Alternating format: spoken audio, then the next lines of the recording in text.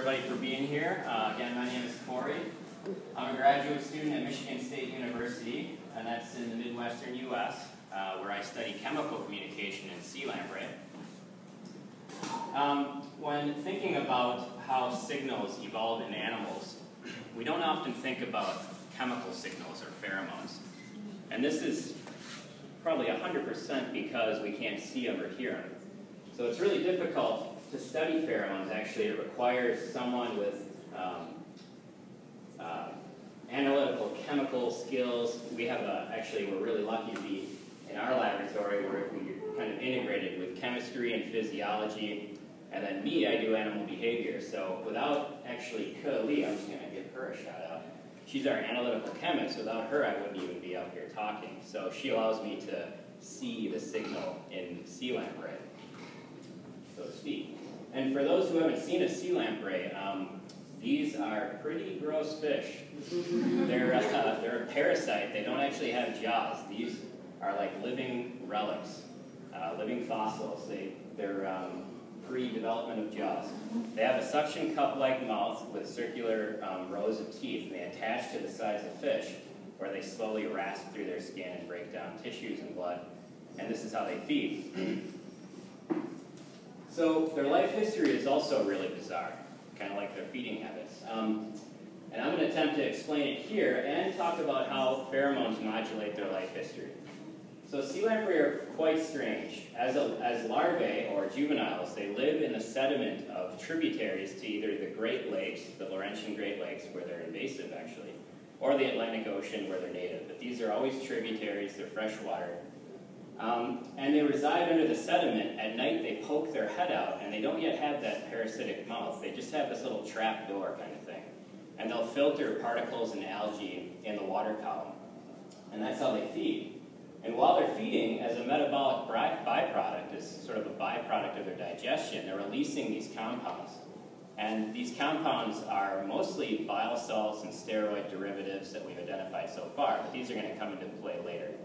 So they're releasing stuff with their waste, they're filter feeding, and they're completely harmless at this stage. No one would ever know they're there. And the weird thing about them is they can remain this way for between 3 and 17 or more years in certain systems, so it's really bizarre. Most of the time, though, it's an average of about 4 years that they stay like this. And then they go through this dramatic transformation where their entire internal physiology is rearranged. They develop a mouth, they develop eyes, and these cartilaginous teeth that are in circles around their mouth. It's just, they become horrible living monsters. They move downstream. Usually there's snow on the ground in Michigan when they're doing this. So the transformers is what they're called. Lamprey in disguise, I like to say. So the transformers move downstream and into the lakes or the ocean, where they parasitize voraciously for about 1.5 years. They grow in this time from about the size of my finger to the size of my arm, from finger to elbow here. So they grow really fast in about 1.5 years. Then, this is an animal that commits its entire life's energy to one single reproductive season, kind of like salmon. So they're semiparous, they detach and stop feeding, and they move back into rivers that are activated with that smell of juveniles, of the larvae. So they use those compounds as kind of like a conspecific cue of past reproductive success, in a way. And they'll move into any river that's activated with these smells, and they prefer these rivers. So they move into rivers and they migrate at night.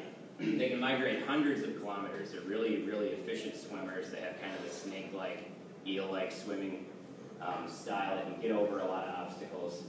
And they'll navigate through the rivers based on where the larval smell is. They'll actually avoid sub-channels and tributaries that aren't activated with this smell. So their movements are really modulated by these smells.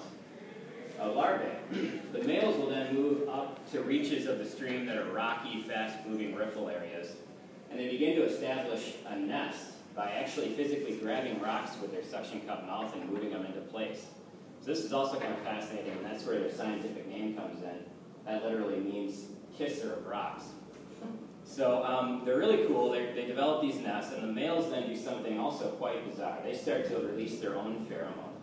And it's called 3-ketopetramidinol sulfate. It was identified by our group of analytical chemists and physiologists and behavioralists back in 2002. And it's the main component of the mating pheromone, and that's going to come into play as well. So that's kind of their life history as it's modulated by pheromones. I should mention also that the males release this compound and others to draw females to the nest once they're sexually mature, so that they're with each other for courtship on the nest. So previous phylogenetic comparisons by our group suggest that the bias to 3K-PZS in females was pre-existing. And Tyler Bookinger will be talking tomorrow on this more, but he found that this response to 3K-PZS is still there in a more basal species, the silver lamprey, which are actually native to Michigan. Also, interestingly, in sea lamprey, back to sea lamprey now, we also found that this bias still exists, and it's a navigational cue. So 3K-PZS actually functions similarly to that larval smell that I was talking about. It helps them navigate during their migration, specifically in females, and they're not yet sexually mature yet when they're migrating. And we also found that larvae very recently, we found that larvae release 3K-PZS as well. Earlier we thought that it was just a male-specific, male-released pheromone specific for mating.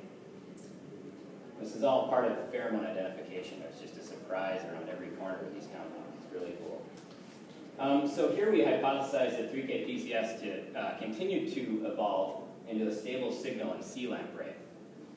Pheromones are incredibly unique. They're like a unique chemical signature that functions specifically within that species.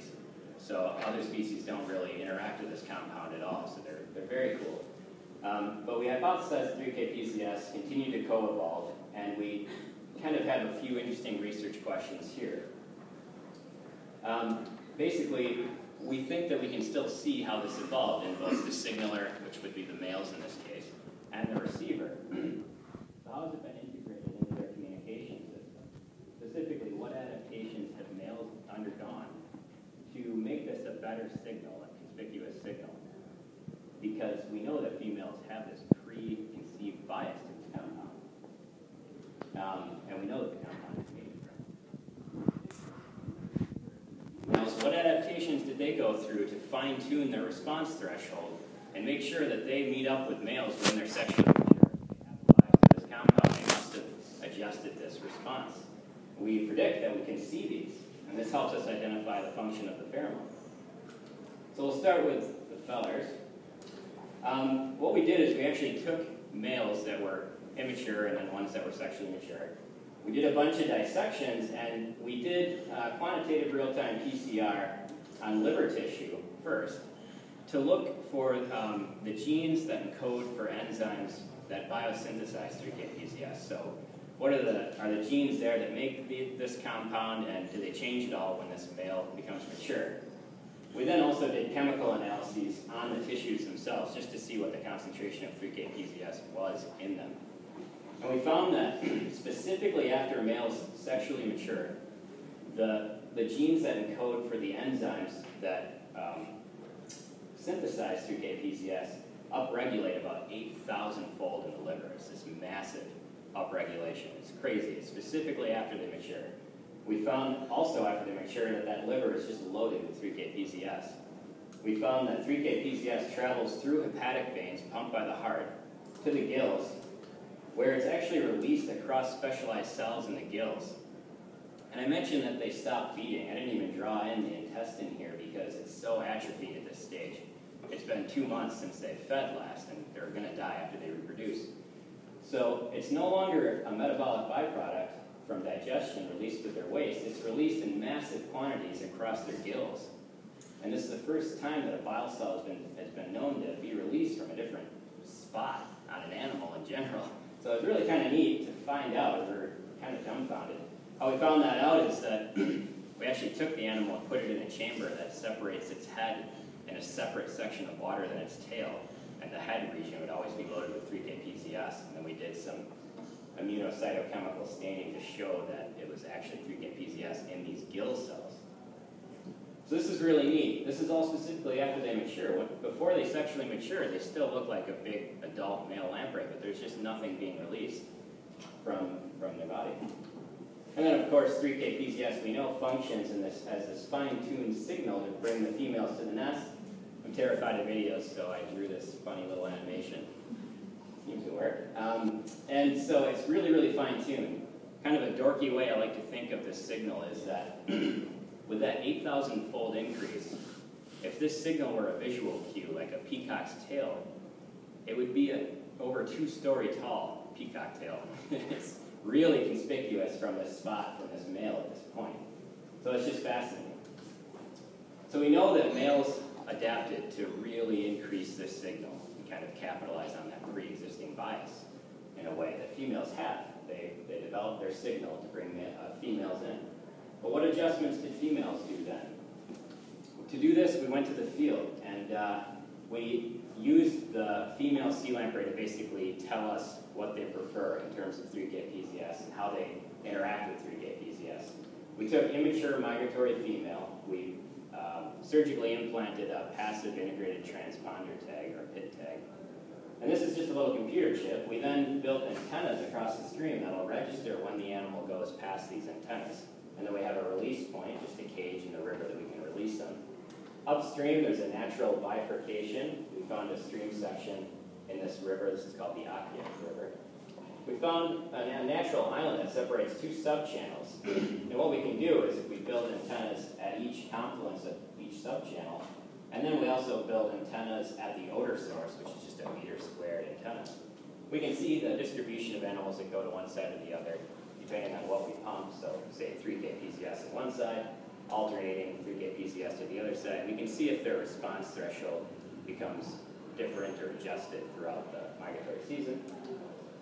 And here's the result. So this is the proportion entering those subchannels on this axis, and these are the treatments. These are the treatments in each subchannel. We did controls, which is just methanol on one side and methanol on the other. Methanol is what we use to dissolve the compounds so that we can pump them into the river. Larval extract is just the smell of larvae. It's a good positive control. We know they'll always move to the larval extract side. And then 3K PZS versus methanol, alternating subchannels each trial. These are the number of individuals inside here released. And what you can see right away is control trials, it's pretty much a 50-50 split between the subchannels. They don't have a bias to a channel. Larval extract is a nice positive control. They typically choose the larval extract beta channel. And then early in migration, which is April, May, they don't seem to show a bias to 3K PZS. We do histology on the eggs and see that they're more than 10 days from ovulation here based on the structures of their egg. This is an entire egg. This is one cell, and then there's actually a layer of follicular cells here. You see a little nucleus there. That encapsulates the egg. And so we can tell by these structures that this egg isn't very close to ovulation. However, later in migration, still pre-ovulatory, the egg is starting to become close to ovulation. There's a huge buildup of fluid of ovulation on one side, which will eventually break it out of this single cell, this follicular cell layer. It'll pop the egg out of its envelope and it'll be ovulated. This is about 3 days away. And you can see that there begins to be a bias to that 3K PZS subchannel. So that's pretty fascinating to see. We only saw that when we divided the migratory season up between early and late. So late would be around late May, early June.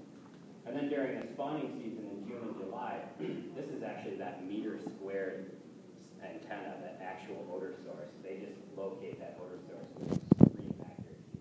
All of them move into it. They don't care about much of these other compounds. And that's not good right there.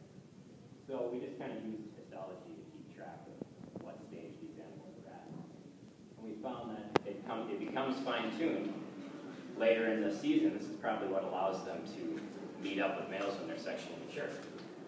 So we're beginning to develop a conceptual model. I'll kind of fly through it. I think I'll get 1 minute. Okay. And what we know now is that 3K PZS, which is represented by these little triangles and this gray plume, which you can't actually see, but I just colored it gray. 3K PZS is a metabolic byproduct. It's a byproduct that's released in minute amounts with the waste as larvae feed in the stream. Migrating female sea lamprey became ritualized to this compound, and they began to use it as a navigational cue early in their migration. They can also, depending on the context of 3K PZS, now later in the season when males are beginning to develop their nests, and 3K PZS becomes really abundant in the stream, they can fine-tune their response threshold by moving towards the nest and sort of aggregating into areas that are closer to the spawning grounds. At this stage, we now know that from our behavioral trials. And of course, we know that it's a co-mating pheromone later on. So with that, I'd like to thank the following people. Hammond Bay Biostation for helping us out with securing sea lamprey, and the following other folks that contributed. And perhaps we have time for one question or so.